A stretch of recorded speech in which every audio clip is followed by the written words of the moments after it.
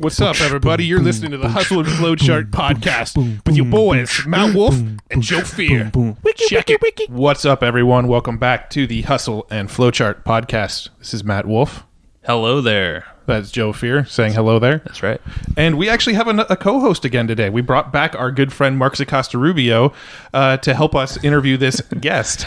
I was just thinking it would be kind of funny to get him to pre-record his name so I could splice that in there, like Mark Acosta-Rubio. But do we have him saying his name in like the past episodes? I'm sure we could find it. But so maybe this will be edited, maybe this won't. Well, the thing here, no, it won't. Here's the thing: Mark Acosta-Rubio is he's a good buddy of ours, and he's got a lot of really cool connections and guests. And you will hear him again. He will definitely be a co-host on more episodes in the future. But we asked him to join us on this episode because today we're talking to Dr. Steve Ruden, one of the founders of the concept of havening, which is like, how would you describe havening? Well, havening, I don't even want to really, because Dr. Ruden gave a great explanation. But essentially, it's these he calls them electroceuticals. So if you think about pharmaceuticals, it took me a second to actually understand this, but he's creating these touches on your body in very specific places. There's 3 spots he'll get into that can help you essentially lessen any anxiety you might have, or traumatizing experience, or really anything that you can imagine that holds you back in life. Right. Could be really bad sleep. Maybe there's something that's stopping that somehow. Yeah. And so this was a very new concept to us. Joe and I were not familiar with havening before being introduced to Dr. Ruden. So we asked Mark Acosta-Rubio to come join us because he knows havening. He's done havening. He knows a lot of people that have amazing results with it. He's had his own amazing results with it. So he had experience in actually using this technique. So we wanted to bring a guest in who had good experience with this technique and help us with this interview. So you will notice in this episode that Joe and I talk from time to time, but this really is a sort of an interview between Marks and Dr. Ruden talking about this havening technique. And then Joe and I are kind of jumping in, adding our own commentary and adding questions from time to time. But, Marks does a great job of leading Dr. Ruden down this path of helping you understand what this havening thing is. Yeah, and it's enlightening because, most of the time Matt and I were just like, we were the students. We are the students. And we'll ask questions where they kind of fit there, but at the same time, I think a big thing when you're listening to this, there's a lot of science, so just make sure you're engaged there, especially towards the beginning, because there's definitely some terms that you probably never used, like electroceutical is one of them, and he'll explain that, Dr. Ruden will. But at the same time, just think about how you can apply this technique after you understand the science, because that is key to seeing why this is important. But think about how you can apply this in your life, and think about a prompt or something that you can use in your day-to-day life if you are noticing you're getting a little stressed out, or you're flustered, or you're just, whenever your wife or your husband talks to you and you feel like you just like snap all the time, there's probably a reason for that. There's definitely a reason for that. So think about those times when that pops up, and you can actually use this technique. So it's extremely effective, and it's very actionable stuff. Yeah, and it's something that high achievers use, so you could definitely apply it here. All right, let's just jump on over and let these guys explain it. Enjoy. Hey, Steve, thanks for hopping on the show with us here. My pleasure. Pleasure to be here. Yeah, and we have our trifecta, so we have Mark Acosta-Rubio back. How you doing? Doing great, bud. How are you guys doing? We're awesome. No, this is always when we can kind of pair up here and then bring in one of your friends and mentors and someone that you follow. It's always it's a cool conversation. Well, the 3 co-host dynamic is always fun because we all 3 of us kind of approach questions from a completely different angle. So it's always fun to see the different approaches of how we tackle these conversations. Yeah. Well, you guys ask the questions, I throw the grenades. So what you're saying is we do the soft pitch underhand throws, and you throw the fastballs. Right. Got it. I just want to see who's going to jump on the grenade. But we're the nice guys in the room. It's going to be amazing because Steve is an incredible guy, super fascinating, great history, and him and his brother have developed this psychosensory therapeutic affirmational super cool approach called havening. So you guys do your thing and let's see what shows up. Yeah, no, well, I'm going to ask you guys, and maybe Marks, you are better, but how is the best way to present this? Because, in all transparency, Matt and I have not experienced havening other than what you've shown us, which are arm strokes and some, face techniques there. Well, I think the best way to do it is to let Steve himself tell the history of how this came about, why it happened and where it is today. And, let him explain it. I mean, he is one of the co-founders. I mean, you can't get closer than him. Yeah, let's make it happen. So, Steve, let's take us through that journey. Okay. Well, I have been blessed to have had a partner in life before birth. And I have an identical twin brother. And he and I, from time to time, do projects together. So about 2004, he calls me up and says, I got to tell you a story. One of my friends named Paul McKenna called me up and said, have you heard about tapping? And my brother goes, no. And he says, well, you should look it up. It's a guy named Roger Callahan, and the book is Tapping the Healer Within. So, of course, my brother goes, reads the book, and the next day he comes into the office and says to anyone around, does anyone have a phobia? And one of his doctors, he's an internist, and one of his doctors says, yes, funny, you should say I have a cat phobia. Well, he applies the TFT to this doctor, and lo and behold, the cat phobia disappears. And my brother said to himself, this is interesting. And he then went around and treated everybody in the office within the next hour and a half. Wow. All with the same results. Different phobias, I would assume, right? Well, right. Yeah.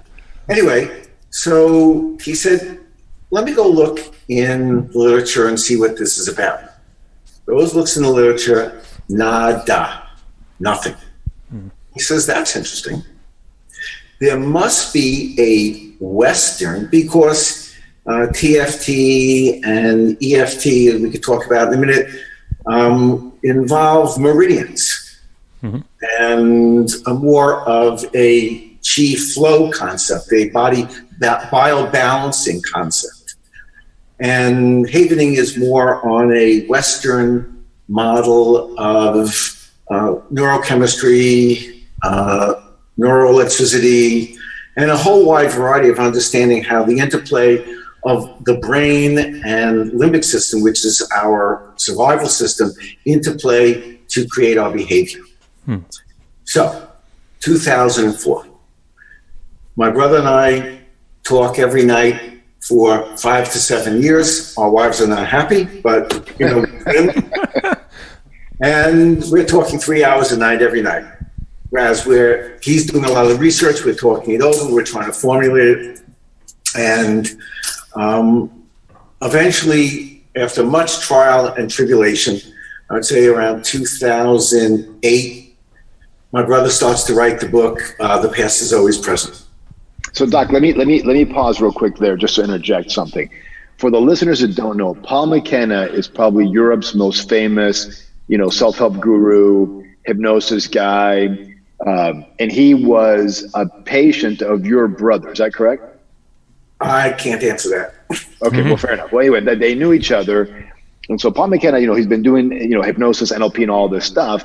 And now he's a big proponent of havening because of what Steve is going to continue to tell us now. So I just wanted to let the audience know who Paul McKenna was, Doc. That's cool. All. Yeah. Okay. So what is havening? The reality is, as far as what we see, it's literally a breakthrough concept in how our mind, body, brain continuum works. Now, that's a big statement. Yeah. So if we look a little historically, what we've had existing for health and wellness in general is we've had medications to help people, we've had surgery to help people, and we have psychotherapeutics to help people. This adds another dimension in the sense that we are harnessing our senses and the use of our sense, and in particular, the use of touch to allow the body to heal itself without extrinsic factors such as medication, talk therapy, or surgery. So how is that possible? What did you guys, first of all, how is it possible? And what did you guys uncover? Because you've got this thought field therapy and then EFT, tap, tap, tap, meridian, language patterns, phobia goes away. Your brother goes, that's kind of odd. There's got to be a logical explanation for it. You guys do research, and then what did you uncover actually happens in the brain, or what do we think happens? Well, I think I would say that the model that we've developed has proven itself hundreds of thousands of times correct already. So we have a pretty good feeling as to the model, and I'll try to explain this in very clear terms, so even a person who doesn't have a lot of experience in neuroscience and things like that can understand it. And you guys can chime in if you don't understand what I'm going to say, okay? Sure, go for it. So the brain and the body are electric, chemical, and magnetic vessels. Specifically, we'll talk about the brain. So how does the brain receive input? It receives input from the five senses: taste, touch, sound, hearing, and vision. These senses come in as electrical and chemical elements, mainly electrical, and then they're transduced into electrochemical signals. So if I am seeing a pretty sunset, the image comes on my retina in terms of those photons. It gets transduced or created into an electrochemical response, which goes to the part of the brain which interprets it, which gives you a sensation. So far, so good? Yeah. Yes. Now, what happens if this sensation is a threat? Freak out mode.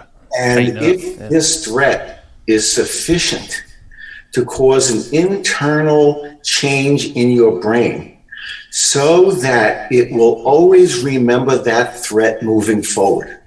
Very valuable thing that the brain can do. So anytime you come up across something that is a threat that is even similar, your brain will go, okay, watch out, there's something may be bad happening here.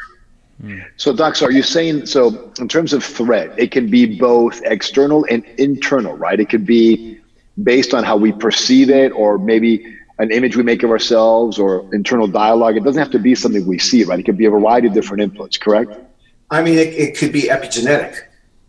Fair enough, right? Okay. And it could also be depending, because two people see the same thing, one freaks out, one doesn't. Well, that has to do with the resilience and vulnerability, but we could talk about that in a moment. Just real quickly, what does epigenetic mean? Epigenetic means it means altering gene expression. So you have a gene that expresses, let's say, your movement of your bowel. And then you have an event, or the gene somehow modifies it, and it creates another circumstance for your bowel. And then you may develop IBS because of this, irritable bowel syndrome. So we in Havening understand now that when a threat, which is entered into the mind-body-brain system, enters into it, it is transduced into an electrochemical signal, which goes to the thinking part of the brain, as well as the part of the brain that responds to fight and flight, so we can be safe. And that's the limbic system, right? That is called the limbic system. Under a specific set of circumstances, the brain sets off an electric wave called the gamma wave. This interacts with another body part in the brain called the amygdala. And because of the neurochemistry and neuroelectricity, it permanently plants on the amygdala a red flag.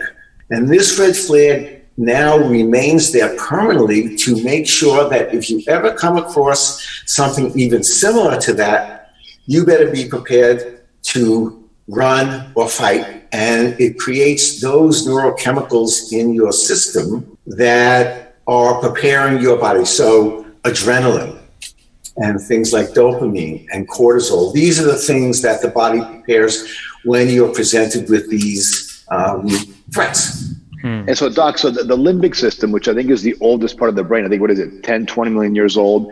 It's a defense mechanism that it's evolved to keep us safe, right? Put it another way, it's our survival mecanism. Right, and then it encodes that, meaning it uses the amygdala and gamma and all this fun stuff to say, hey, look, we're gonna make this an automatic response now that we believe it to be a threat, so that you are safe and you can take appropriate action. The problem is we don't live in the savannah anymore. Is that correct? Well, it's not that so much. It's that one of the problems that occur when something is encoded like this in the brain is that there is no shut-off valve. If you went back and tried to recall a social studies class in 7th grade, you would have a difficult time recalling it. Mm-hmm. However, if I had you recall a very traumatic event in your life, you can recall it as if it were yesterday. Mm. So there are specific ways that memories, specifically memories that relate to safety, are stored for biologic reasons. However, the problem is that these particular red flags remain biologically active. And there what does biologically active mean? That means that if I scan my environment and I was bitten by a dog and I became traumatized by dogs, if I saw a dog walking across the street, my heart rate would increase. I would see dog, I would see bite, I would see afraid, boom, move away. Mm-hmm. So it's like in NLP terms, it's an anchor. Is that correct? It's a adverse stimuli.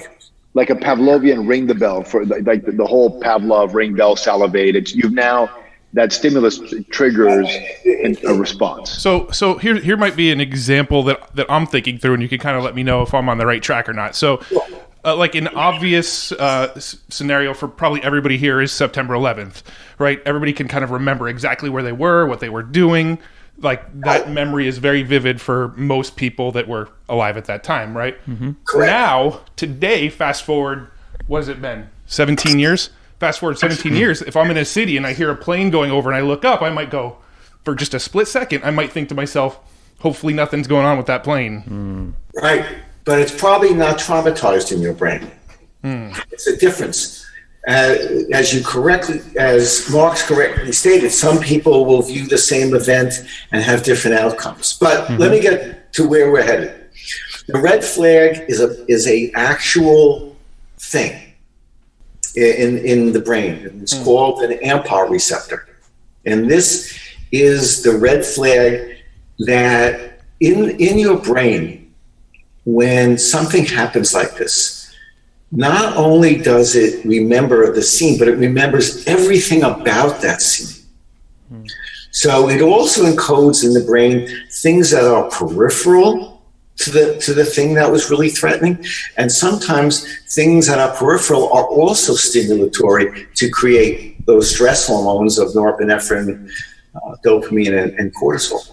So the problem is that since there's no downregulatory issue, and you see things that are similar to the initial event, your body is constantly bathed in stress-related hormones.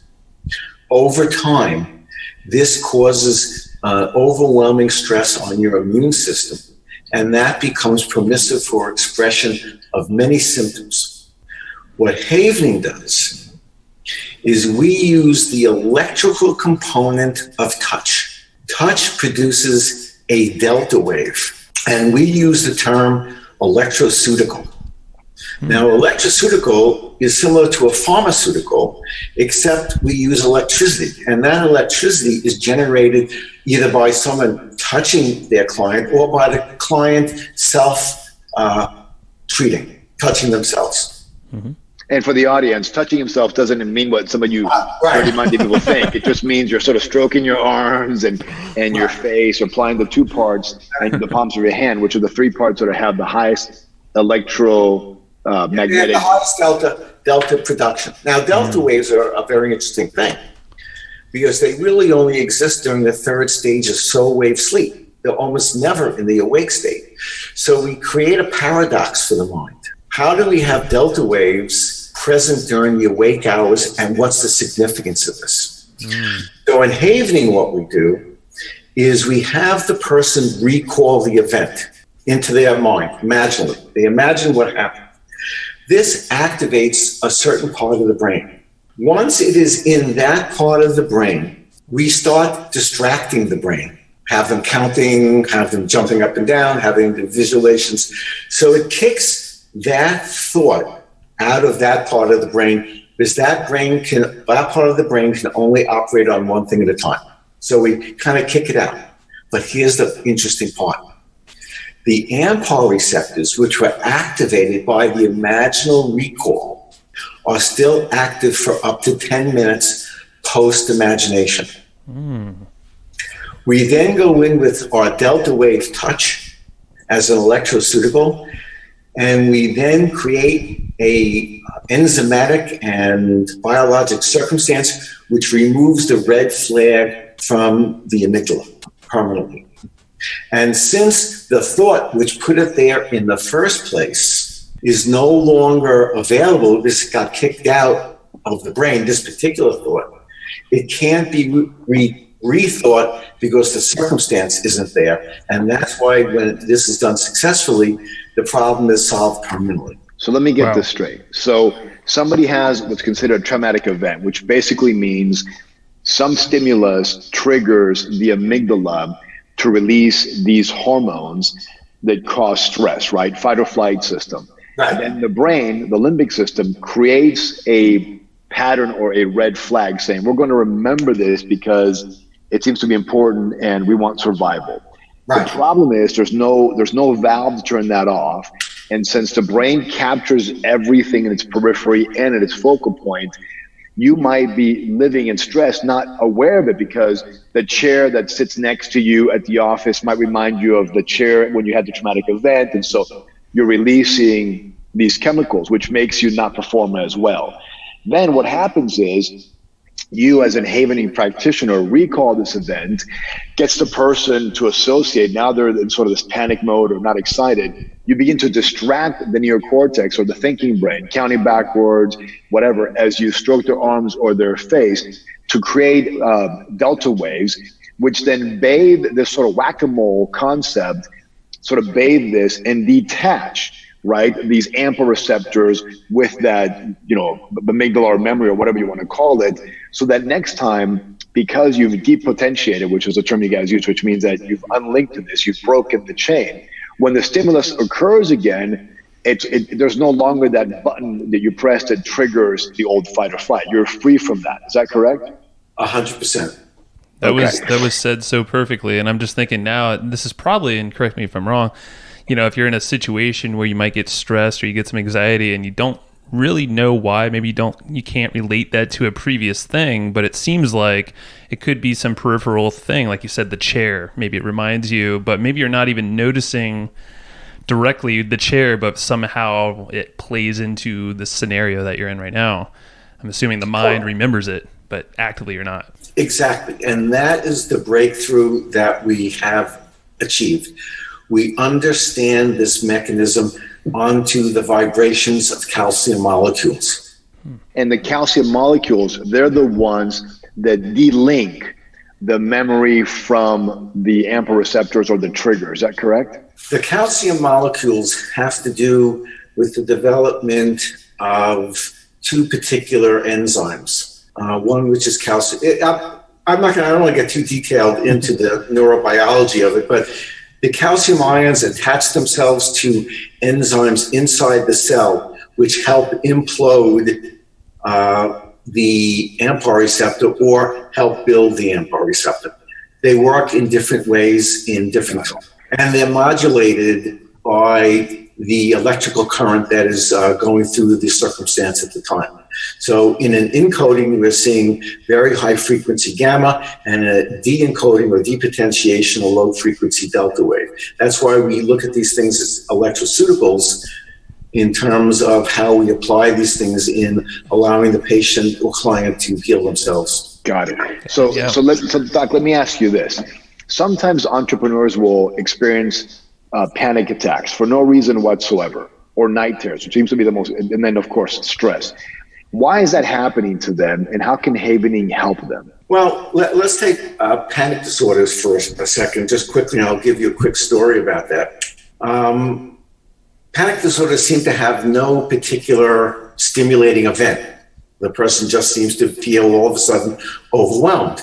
So I had a client come in, and she said, I'm having this issue that you discussed, and we then took a history. And I asked her what was going on at the present time. And she said, really nothing much, except my daughter's going off to college. And I said, well, that's interesting. And what are you feeling? She's feeling very sorry because there's going to be a loss, their best friends. And I said, I mean, are you feeling almost being abandoned by your daughter? She says, yes, I almost do. And I said, well, when was the last time you felt this way? She said, funny, you should ask. I was driving in my husband's car 25 years ago, and I needed to get something out of the glove compartment. And in there was a letter from him to my best girlfriend talking about their affair. So I brought her back to that moment, which she found the letter. I then havened that memory or the emotional component away, and her panic issues disappeared.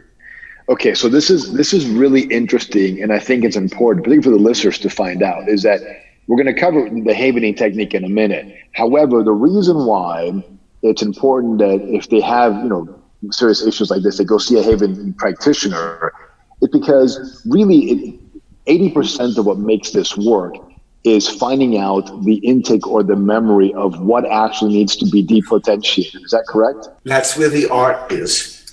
Right. The technique is relatively straightforward. It's the art, just like everything else. It requires the art of developing a lens of perception that you're thinking like the amygdala. And it seems like you're doing that with that prompt that you just said there, which in this case, it was, when is the last time you felt this way, ... whatever that might be. And it seems like that question right there is a perfect prompt. It might be difficult for that person in the time, but maybe your partner or something knows this prompt. If they see you freaking out, like, hey, let's go back a little bit here and address that. Right. And so once we find that event and we can reduce the emotional component to that event, then the downstream events no longer hold any stimulation, because that AMPA receptor related to the abandonment issue, which was overlaid to her daughter leaving, is no longer relevant. Mm-hmm. And so this is, I think, super important, right? In the sense that this is a pretty pivotal. In that, basically, I think what Doc is saying is that there are events that may not be traumatic at that moment in time, or they may be. We don't know, right? You might be 6 years old and have a moment that's somewhat traumatic, but not uber traumatic, so it's hard to remember that. But then that creates sort of this overlay. And then as we get older and other things show up in our lives, we become entrepreneurs, whatever the case may be, we might think that something is causing the stress, when in reality, we could handle that pretty well, if not for a much earlier event that has created just sort of overlay landscape where we're triggered more than we should. Is that about right, Doc? You're so far 10 to 10. Okay, great. Yeah, okay. So I was just wondering, how would you go about, or how would you suggest going about addressing these things? Like, is it just in the moment when like a freak out time happens or anxiety, or do you create a list and go back as far as you can, or is there some order? The nice thing about havening is that it can be self-applied. You are empowered. Just like if you cut yourself on your hand, you do not have to consult a doctor for your brain to make that cut heal over. It knows what to do. And our body, this is what is going to be changing in the next number of years, as we move away from treating concepts and allowing more healing concepts to enter into our arena, is that we can literally change the way not only do we perceive things, but on how our body responds. So people who have chronic pain, for example, a vast majority of it is the amygdala. And many times when someone comes in with a backache that has no really physical origin, and we find that this person has a lot of anger, we remove the anger and the back pain goes away. Mm-hmm. So the applications here in terms of how we're applying it, we have a team that we're working with midwives. And we're just getting some early data back that if a mother goes into a high stress environment where she gets very anxious and she starts producing an enormous amount of epinephrine and cortisol and dopamine, that begins to create problems with the birthing process and also increases the heart rate of the child. Mm-hmm. And we have some pretty well documented evidence now on EEGs of both the child and the mother, that if you haven the mother during this moment and reduce the stress she's under, the child calms down too. Hmm. That's so cool. It's so cool. It just seems like it's everything else is kind of a Band-Aid unless you get to the amygdala, like you said here with this. Here's how I look at it. We have been good and are excellent, and many wonderful things have happened by the understanding that we have become excellent in treating symptoms. But let's take one small step back from symptoms. And that is, what is allowing the body to be permissive for this presentation? So if we treat the symptom, we're halfway there, but you still have that biologically active stressor that creates the expression of that symptom.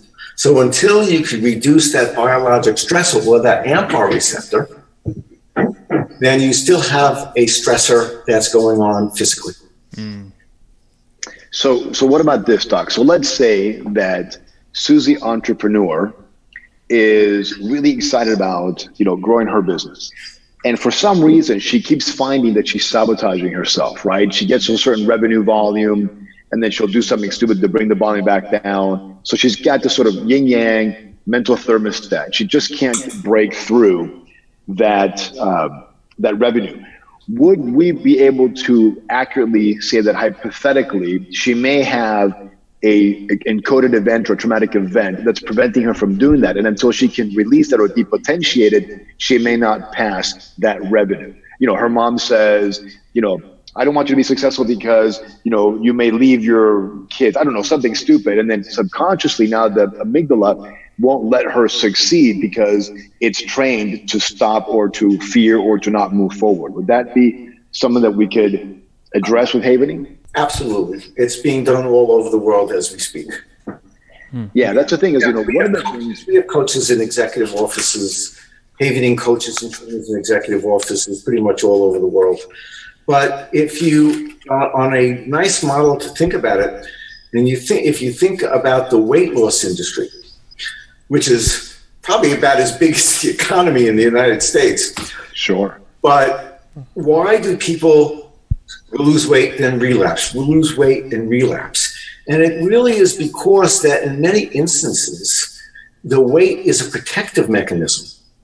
Now, they may have been physically abused, sexually abused, verbally abused as a child, or were objectified in some way, and they gain the weight to prevent them from having this issue on them.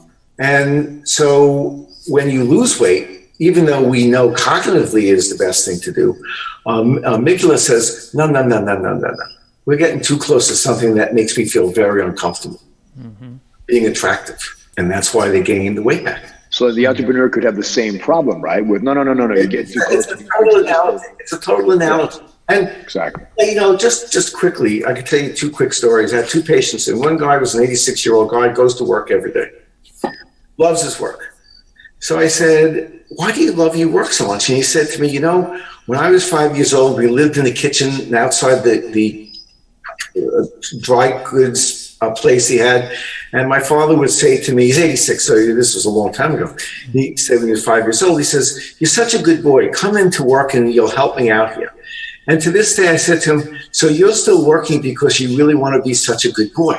And he says, "Yep, that's probably true." And on the other side of the coin, as I think Joe may have said, that, or you may have said, Marks, where the parents said, "You'll never amount to anything." And then he did that just to spite his parents because he was angry. So these dynamics work in so many different ways. Yeah. If that makes any sense to you guys. Oh, look, I mean, I went and became a millionaire the first time out because when I was little, my mom kept telling me, "Your dad doesn't love you." They were divorced. And we lived in the U.S. My dad lived in South America. My mom hated my dad and kept saying, "Your dad doesn't love you guys because he doesn't send any money." So I equated my mom's love with money. So I thought, well, if I become rich, she'll love me, which didn't work out that way, by the way. But nonetheless, it was, whether positive or negative, right? It was still encoded. And so subconsciously, or limbic system, it drove me. Now, so there are sort of positive and negative aspects of that. So, Doc, is there something that anybody can do every day? Maybe, not, I mean, if they need therapy, they should go see a Havening practitioner. But I mean, what can they do daily to strengthen the landscape, to become more resilient, to, be able to sort of program themselves for success more so than they are now? That's such a wonderful question, Marks, and I will answer it fully. First of all, I believe I'm just going to have a little philosophical discussion about the concept of values. Values, I think, are the things that drive us. But if we look at values, it has two levels. A, it is what we value, and then how that expression of that value expresses itself. So in your particular case, Marks, you value economic security because it's very possible that when you were younger, that was something that you felt was very important to you. So that became an underlying value. But you also developed values at that same time of family and hard work and making sure that you do everything you can to move in the right direction. So you had all of this value, and then these values became because of that. So at the beginning of the day, if you want to self-haven, I'll describe that now, you can take the palms of your hands and rub them together as if you're gently washing your hands with a nice soft soap. And that's one havening move. The other havening move is to cross your arms in front of your chest with your hands on top of your shoulders, and in a 1 second cadence, slide down to your elbows with a sensation of kind, but with authority. And the third one is placing your hands on your cheekbones and gently stroking back as if you're washing your face in 1 second cadences. Now, these three spots have been shown to be the most delta wave producing in a work by Mel Harper in the Journal of Traumatology a number of years ago. So that is why we use those spots as compared to meridians and other things. Even though I suspect, even though I don't know for sure, EFT may work by similar mechanisms.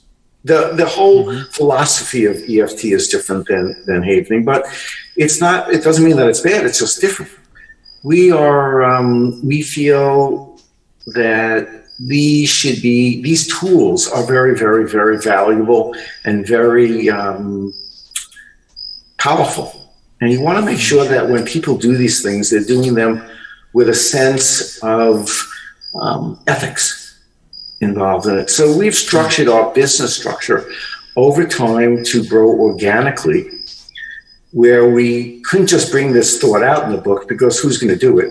So we had to develop training programs and international copyrights, and then develop trainers, then develop certification programs, and then develop legal issues that keep everybody safe. So, and all over the world. So this is where we are now, is we are an educational training company where we have people going out and training other people to be practitioners, which is a process, and then they can go out and work in their practices and apply this technique. Long term, once we get a critical mass of practitioners, which we're well on our way, we're in 22 countries and 8 languages in 3 years, that we will begin to see if we can license the brand to a wide variety of health-related centers, and see if we could develop. But these are future thoughts and ideas. But at the present time, we send people into third world. We have teams that go into third world countries to refugee camps and train havening to the people who are running these refugee camps. Wow. We work with first responding teams, educators, midwives, police officers, So, it's funny you say that, because I was a little while ago, I was in the martial arts class, and I was sparring with this girl who wants to be an MMA fighter, and I hit her a little bit too hard in the stomach. And don't judge me, guys. She was fighting, okay? And she just bent over and was about to cry, runs out of the studio. I chase her. She's about to throw up. I'm like, don't do it. Just relax. And she's crying, and I felt terrible. So I started havening her. And I go, look, this is havening. I started talking. She goes, I know what it is. They've trained me in it. I was like, who? She goes, I do HR for this company stuff. And so within 5 minutes, she was great. Stomach pain go away. I didn't feel like an asshole anymore. And, and life worked out well. But so, Doc, so back to the whole thing of, so we got these 3 techniques. So what does a guy or gal do in the morning?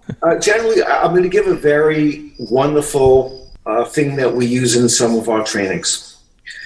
So you can choose. Now, what we've learned is we actually have measured by a thing called a focus band, which fits around your head, which part of the body generates the most delta waves, because it varies from person to person. Some are hands, some are face, some are arms. So the person has to find that one of those 3 that works best for them. And then I would just spend 5 minutes havening, just chanting these 3 words: safe, peaceful, calm. That will set your intent for the whole day. So you won't go out very high noradrenaline. You won't go hot. You'll be able to look at things with a clear focus without the problem of being anxious or stressed. And it helps when that is, even though short-term anxiety is a good thing, is it's very clarifying, but long-term it's very destructive. So I got to tell you a funny story. So I've got, I coach for business. I got a client who I coach for business who's very hard driven and, super like, let's go get him kind of thing. And then they meditate every day on average 20 to 25 minutes. But we found that he said he couldn't get this sort of meditative state. So I said, look, why don't we try this? Try havening. Just haven your arms or your face. And I told him the 3 techniques, and just sit there for 5 minutes and repeat a mantra that you love. And his was, peace, right? So he now does peace for 5 minutes, and he says he gets more value from those 5 minutes of havening saying peace. And he'll go peace, and then go back up and go peace. That's how he does it. He says he feels like he meditated for 2 hours, and he hits the day and he's been more productive and less or more resilient to stress, because there's distress and eustress. So would you then, Doc, say that perhaps havening might be what people are trying to get to when they meditate? In addition to the electrochemical, the electrical delta wave that it creates, it also produces serotonin, which is a calming neurochemical. It's the yin of epinephrine's yang. So light touch, so when you go to massage therapy, for example, when you come out, you feel like, ooh, that's pretty relaxing. It's tough to focus, tough to put your mind to something. If you normally focus like a laser, and now all of a sudden things are pretty gushy. It's because you have a great deal of serotonin. So not only is havening good in that way, but on a calming effect, it has a serotonergic effect. It's they have a drug for that, which is Xanax, which is selective serotonin reuptake inhibitor, which means that it prevents the uptake of serotonin, which keeps it bathing the brain a little bit longer, and that's why you stay calmer.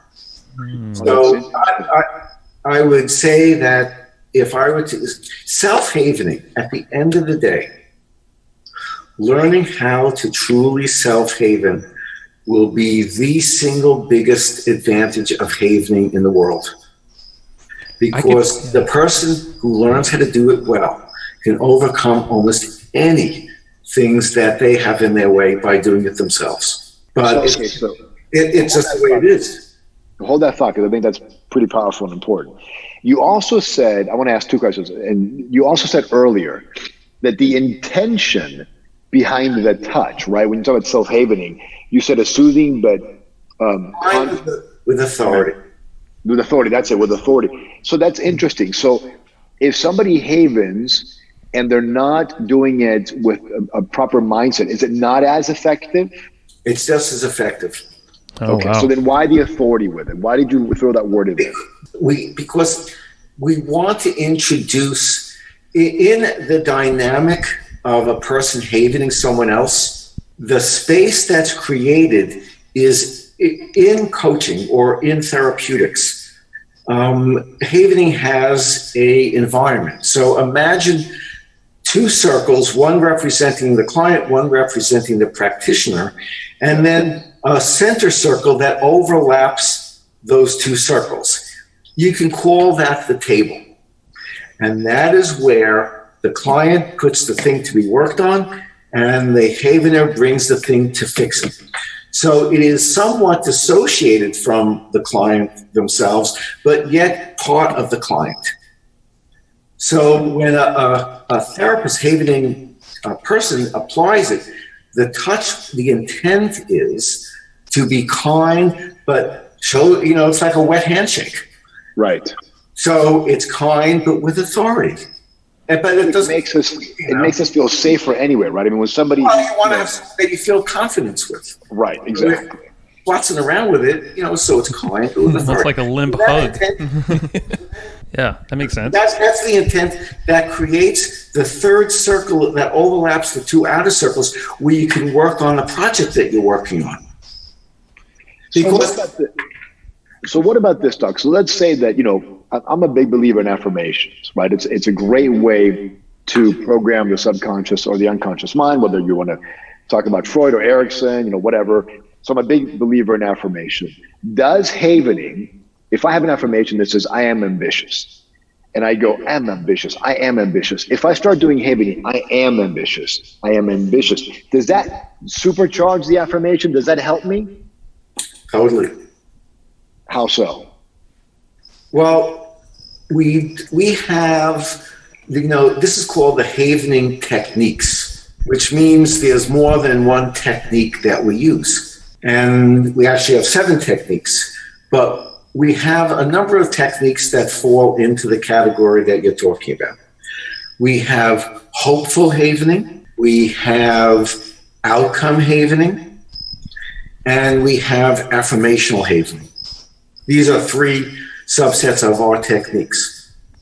And we do, because we've done it, we can actually change the narrative of an experience for the person, for them to ultimately believe that the experience had a different outcome than the outcome it had when they were in real time. So in other words, something happened, you can go back and rewrite history for a positive outcome. Yes. Got it. So, because, from my perspective and the study that I've done, right, affirmations have 2 aspects, intensity and frequency, right? And this goes back to Emil Quay's work. So would it be accurate to say that perhaps when we do havening, the intensity knob gets turned from perhaps a 3 to a 10, which makes it more impactful in influencing the unconscious or subconscious mind? And I'm going to throw this at you, so you'll love this. So the 12th step of Napoleon Hill, or 13th step of Napoleon. 13th steps, yeah. 13th step of Napoleon Hill is the 6th sense. And when you understand what that sixth sense is. When you're doing these affirmations, it is structuring the prism of your sensory input to remove anything that is not relevant to whatever your ambition is. Now, that being said, one has to look at what it is that you value about ambition. Now, because, it's funny you asked that, because, we've had poets come to us who want to be havens for their anxiety. And we tell them, look, if we haven you and get you rid of your anxiety, you may not be able to write poetry anymore because you won't have that angst. So everything has to be taken in context of how you want to work with your client. So in the sixth sense conversation, when you said that, what brought to mind was a reticular activating system, which of course, when the RAS is active, it basically eliminates anything that isn't the thing you're looking for, right? So let's look at it from a little, right, but there are some new ways of looking at it that may be helpful. We can look at it instead of a reticular activating system, which is really not entirely correct, but we could look at it as a flexible response mechanism. Sure. So because in the brain, it's not just the neurons, it's not just the cortex, but there are parts of the brain called the glial cells. Do you ever hear the phrase, we only use 10% of our brain? Mm-hmm. Yes. What do you think that means? So we can access you guys have repeated about 100 times. The havening, I don't know. But you never thought about what it means. What it means is where that came from was many years ago, the brain is filled with things called glial cells that occupy 90% of the brain surface. The rest is cortex and limbic system. And years ago, the people who looked at the brain thought it was just stuff that held the brain together. But nature would never be that wasteful of space that it didn't have something to do with overall functioning. And when you really dive deep in what we're finding out in some neuroscience today, it's a whole brain phenomenon. So it's not just a reticular activating system. It's not just the limbic system. It's not just all of these things. These things are acting in milliseconds all over your brain to create a safety and an outcome from the incoming sensory input. And how you create that prism is how you will interpret that input coming in and how you will then have a behavioral response to that input.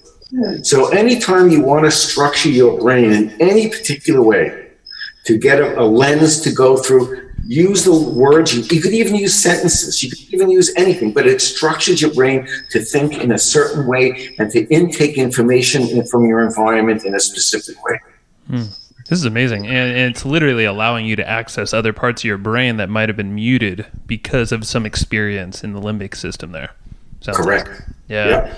And and going to you, Marks, really quick on that story I think you were talking about with the what was it, the meditation and kind of chanting, I believe it was. But with me, I've tried to meditate a lot, and without some kind of input or usage of a chant, a repetitive sentence, or even binaural beats where it's using those brain waves, it's very difficult for me to get in and feel like 2 hours have passed after 20 minutes or so. But I could see with havening. Yeah. Oh yeah, I know. That's what I'm saying. I'm like this, or even maybe a combination of the two. Once you get pretty good at just try havening for 5 minutes in a quiet place with whatever mantra you want, and then see how you feel. I mean, I've done it. It's amazing. Okay, Doc. So 2 questions, and they can ask more questions. But I have 2 questions. One is, how is havening better than EFT? And I want you to answer that. Not the same. I want you to tell me why it's better, right? And secondly is, so the entrepreneur, the person listening, they can haven for 5 minutes a day, chant the mantra, and that will increase the resiliency, but also begin to do what for them? What else will it do for them? Yeah, well, first of all, I've taken a policy of not saying that we're better than anyone. Oh, shut up. Come on. Come on. You don't need to be PC here. It's cool. We're different. We're just different. Oh, be quiet. Come on. Those boys got nothing on us. All right. So I think the thing about havening is that we are really deep in the science. At the end of October, we will have the seminal paper published in a peer-reviewed journal that describes all the underlying science, all the underlying philosophies, all the underlying approaches. And once that gets published, that will be the seminal paper from all the other papers we'll draw from. So we have a really good, solid background in peer review science. Two, it's simple. The model is simple. You don't have to have any paradigms, any protocols, anything like that. You can either hand wash, arm, shoulder, arm rub, or face. You don't need any particular sequence. It's just different. In addition, havening has the other side of the EFT. We do affirmational havening, outcome havening, and hopeful havening. And we also do debriefing in a different way. We have a whole wide protocol that's just different. And we apply our work differently. So it's not that something is better. If it works, it works. That's just a simple fact. I just believe at the end of the day, that which is most efficient, that which is most effective will eventually come out and make its way known into the world. That's what I think. And my job in running this company is to make sure we have absolutely the higher standards of science, ethics, and the people who we are now working with all over the world really meet extremely high criteria of education and client-centered work, and just across the globe, we have astonishing people working on this. So how long it will take to do this, we're 5 years in. We're 5 years in.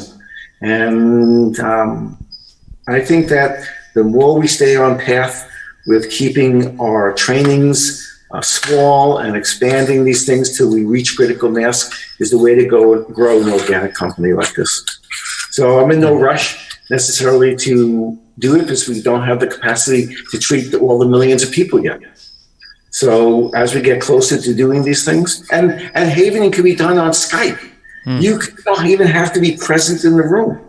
I would say 50 to 60% of all the havening that's occurring globally is done by Skype. Wow. And that's just probably based off of prompts. Is that what that would be? That would do? What do you mean off of prompts? So I guess a coach, for instance. Yeah. You're sitting there with Skype and someone, and you're havening with them, and you go, well, and they're havening, and you're watching them and make sure their cadence is right, they're doing it well, and you have them close their eyes, and you go through our protocols, and you prompt them, and they self-discover. And as they self-discover, they release all the stressors that have been holding them back. I love it. And the fact that it's only 5 minutes, and obviously you can go as long as you want, I would imagine, but 5 minutes. Oh, look. Yeah. It's client dependent. We can fix things really quickly, but depending upon the level and severity of the event, there are times that this thing can take a long time. Mm-hmm. And you guys have done things like PTSD, panic disorders, night terrors, anxiety, rape, childhood trauma, memories. You've also done when people have been afraid of phobias, right? Obviously, future pacing, all that kinds of stuff. So do you have a most common, like what do most people come see you for, or anybody in general? That's very interesting you asked that question. We just did a deep dive survey with some of our people out of South Africa who are really brilliant in this. And the two most common presentations of our certified practitioners are anxiety and depression. I could see that spanning that doesn't matter what you do for a living, where you live, or anything. I mean, we're all living with some sort of that at different severities, like you said. I don't worry about I never worry about my practitioners having clients. Yeah, okay. You're in a good spot. We have a site in LA with a Dr. Kate Truitt, who is beyond brilliant neuroscientist, MBA, PhD psychology. And in 1 year, she came back from being retired to opening up a havening practice. She now has 3 psychologists working full-time for her. They're doing training. She bought the property. She built a training center. She's seeing 25 to 30 patients a day for havening in her clinic with 3 other psychotherapists, all within the scope of 1 year. Wow. There you go. Anybody listening? She has particular marketing approaches and things like that. But we're now, with our deep dive survey and some of the other things we're doing, trying to find out exactly who our market is, where we're going to head with this, how they best like to learn, where they're going to learn, what they want. So we're working on these levels internal to the company to be able to present to our customers, who are therapists and things like that, and then they lead to their end users, to be able to expand this. Because we have to be invited into the world. Mm-hmm. This is not something you thrust onto the world. So you have to be invited. But a lot of things are happening in many wonderful ways. So we just wait to be invited, and it will come. Yeah. And I would imagine, there's probably start with the most basic thing, the most calming, and I love the safe, peaceful calm for 5 minutes. That seems like the easiest door into this whole space here. Yeah, I know. Mark's just a minute ago asked a follow-up question about what other sort of expectations would we have after days, weeks, months of just getting in this routine. That's a very, very good question. To some degree, it depends on where you're starting and depends upon what your issues are. Mm-hmm. But generally speaking, we are seeing an increase in overall resiliency of the individual and reduction in vulnerability. So things do not throw you as quickly, or the level of height of the intensity. So let's say you're in the middle of a meeting and it's not going well. Mm-hmm. And now you're freaking out because everything's dependent upon this thing going down. You walk outside for a minute, haven your face, haven your arms, safe, peaceful, calm. You come back in there, you're much more centered, and you present so much better. Rather than a deer in the headlight, you present as the person that it is that you are. And those are very powerful places. Yeah. So, Doc, is it true to say that when people get stressed out, the amygdala or the limbic system hijacks the individual instead of letting the neocortex or the thinking brain be in charge? And so when you haven, you're more likely putting that dog away in a nice, safe place for when you need it, rather than letting it run you all over the place. Absolutely. But understand the issue that it's not just the amygdala, it's not just the cortex, it's not just consciousness, it is the brain. We are just uncovering. That's the way I could say this, is this what we know so far. But as we expand this base of knowledge of this point of view that havening is uncovered, it expands the view of how other things begin to interrelate. Because most of the psychotherapeutic and neuroscientific world are very, what I would call, neuronally driven. They think it's all about the neurons only and how these things interplay. But it's more than that. And I just think we're coming to understand that better. And I don't mean to say that I know anything more than anyone else knows, but I think we're just seeing a different interplay of how we're going to be interacting with the mind-body experience. So we're going to see more healing modalities come, more mind-body interaction become more common stream. Just look how long it took for chiropractic to become mainstream, or acupuncture to become mainstream. Decades. So I have the long view, and my view, generally speaking, when you read the literature, from introduction to acceptance is about 17 years. Wow. But during those 17 years, if we can build a great foundation, if we could build an organization that is responsive, like our website now is almost fully automated, and we can really do things that would take 5 people all day just to flush out. Now people do it themselves, and it's all self-running in that way. So in Marx's point of view, the evolution of our business is similar to how he runs his. More the individual, the end user or the customer or our client uses it to their own benefit, where we don't have to get into change their for example, their bio, we don't have to change, or if they want to sign up for a course, it's all done automatically. Or they take the science exam. All these things are now done automatically, so we remove them from our hand-on-hand, day-to-day work. So these are parts of the process of creating a larger business. So if you do havening every day for 5 minutes, let's say after 30, 60, 90 days, really you're shedding away the things that are less you, and you're becoming more of your authentic self, which allows you to be more resilient and capable and productive. Is that right?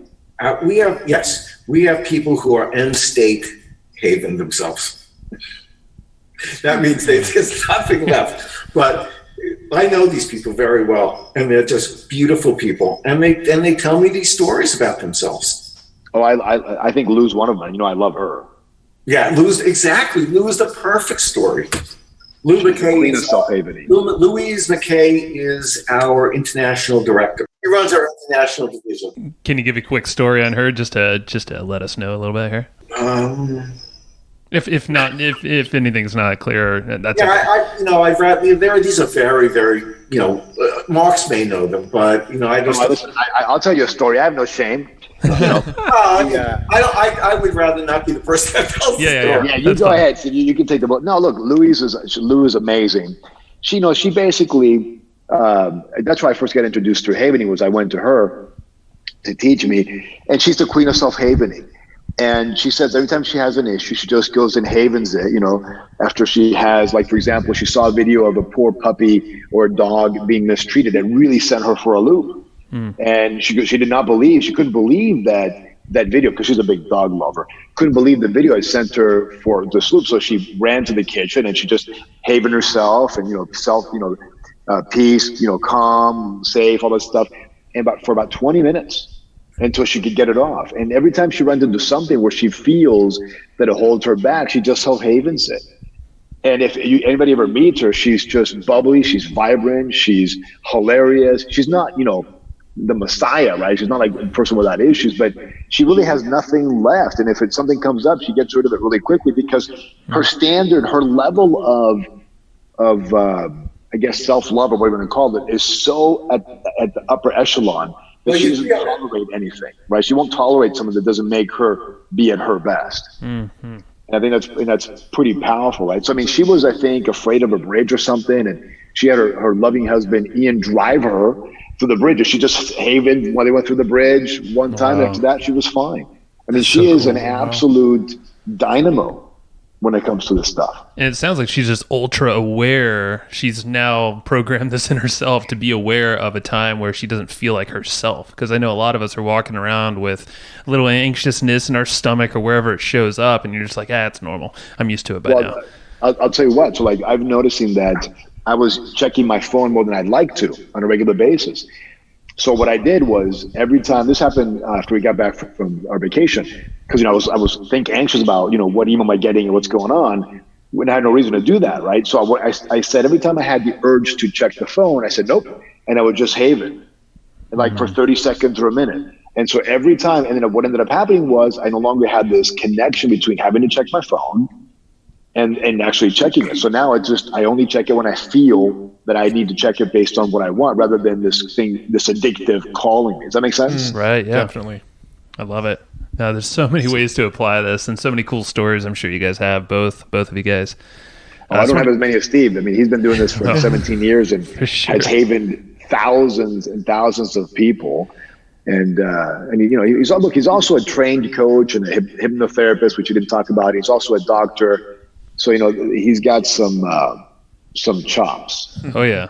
No, and I want to be careful of you guys' time, too. So anything that you want to get off your chest there, Doc, that you feel like you want to share with the audience here, or just any kind of cool stories before we wrap it up here?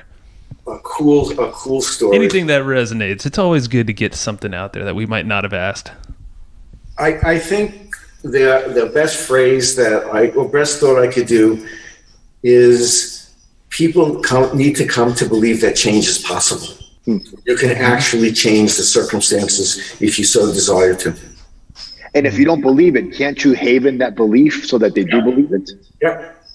Yeah, because a lot of people talk about how a most people don't change, and the only way change happens is through a traumatic event.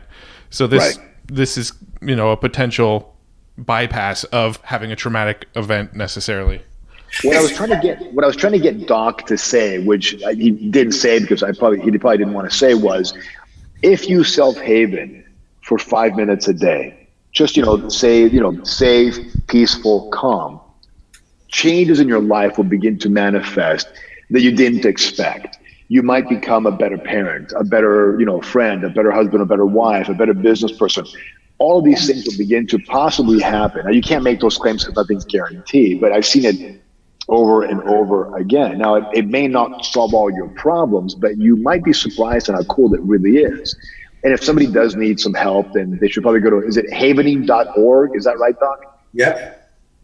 Yeah. On that site, it's our website. We have a few things. We have a wonderful Facebook forum. It's a closed group. It's by invitation only, in which we discuss cases and concepts and ideas. So we have on it now well over 1,000 people all over the world. These are not random people. You have to be invited on.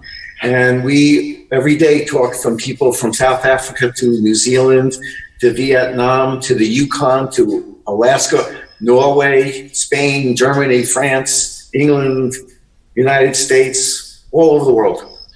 And that's a wonderful Facebook page where we actually do things like self-havening, and someone leads people who want to come and self-haven with him, or any people who are running into thoughts on how to handle a particular case.